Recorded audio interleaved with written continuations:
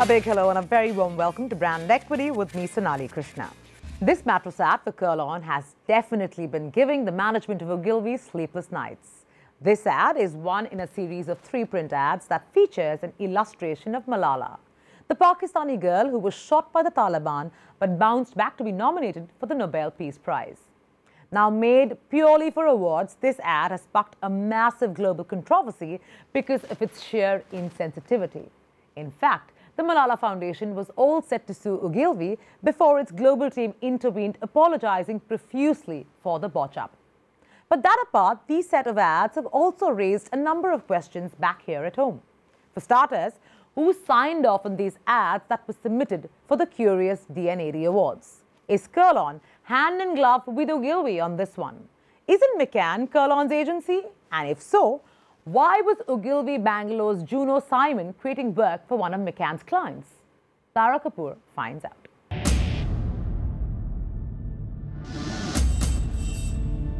It's practically a case of deja vu for the advertising fraternity. That period when agencies are burning the midnight oil for award show submissions. And something like this slips under the table.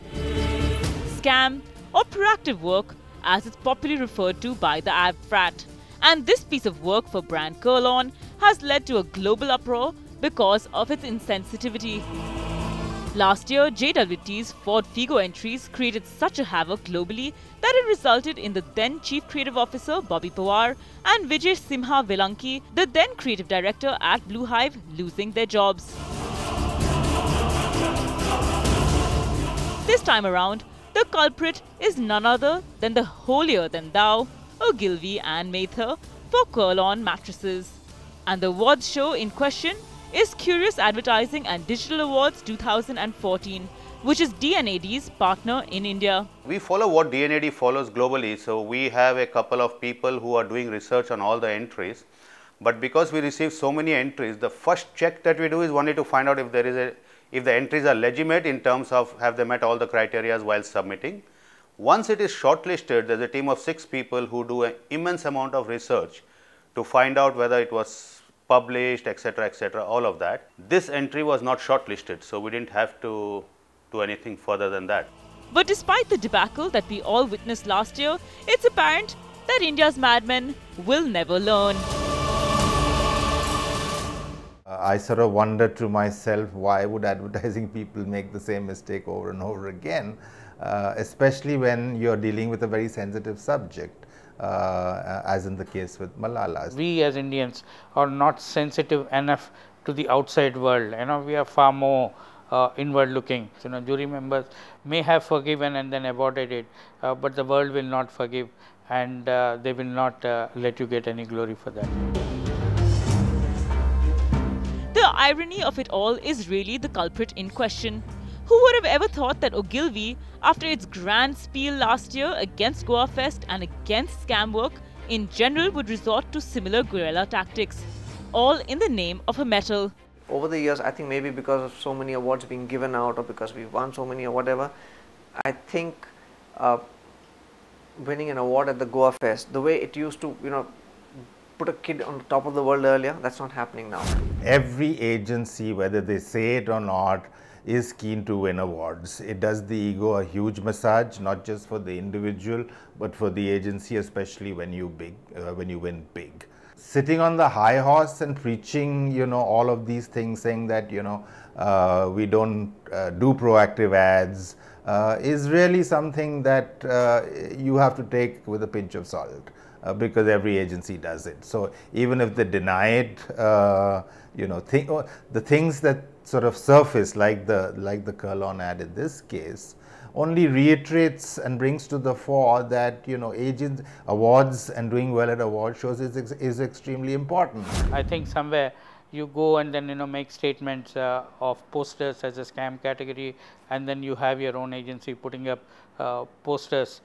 So it is a little difficult thing for all the detractors of Ogilvy to really digest. It's high time that they stand by what they what they say, and the same agency doing year after year after year, then you will be branded as a stupid agency or a scam agency. What makes this an even graver sacrilege is the fact that Kurl-On is not even Ogilvy's client, it's McCann's. So not only did Ogilvy cross the line, the agency seems to have committed adultery, all in the name of awards. If this is not hypocrisy at its best, then what is?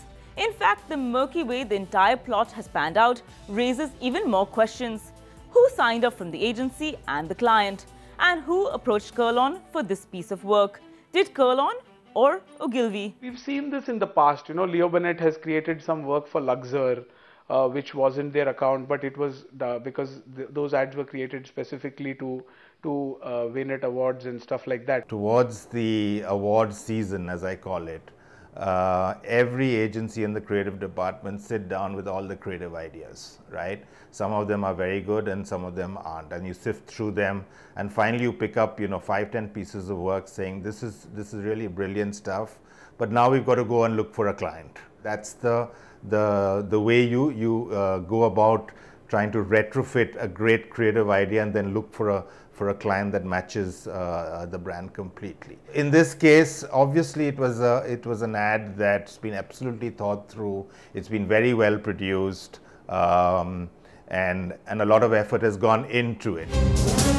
The creative head attributed to the ads in question on adsoftheworld.com is Juno Simon, ECD at Ogilvy Bangalore.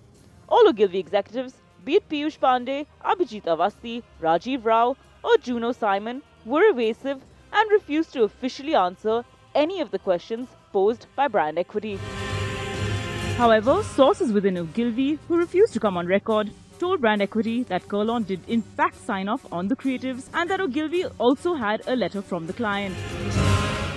What's also interesting to note is that the Kurl-On management has kept mum on the entire episode.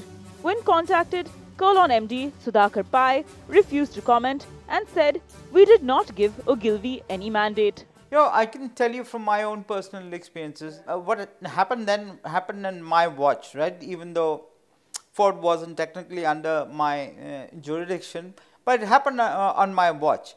And therefore, I felt the need to stand up and sort of be counted responsible for that.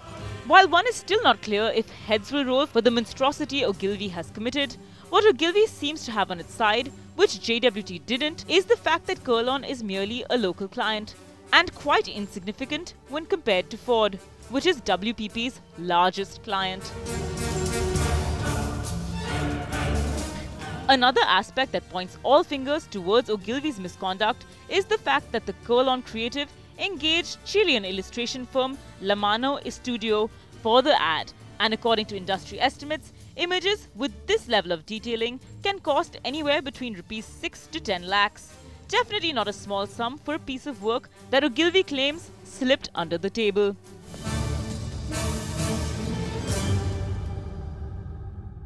This day and age, every rupee of revenue is so valuable, and then if you have engaged a very high level executing company from Chile, then I think the most senior people in the agency would have had their blessings on that. Whether heads will roll or not, for Ogilvy, this episode, apart from causing serious embarrassment, will also dilute the equity of the agency. No longer can it take the high moral ground, and the industry at large will ensure that this episode is never erased but etched in Ogilvy's history.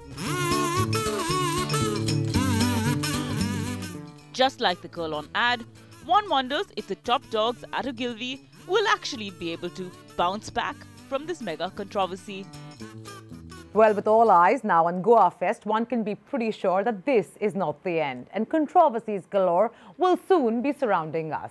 Well, that's if Goa Fest manages quorum, given the fact that this year Ogilvy, McCann, Leo Burnett, Creative Land Asia, to name a few, apart from Low Lintas, will all be giving the Abbeys a miss.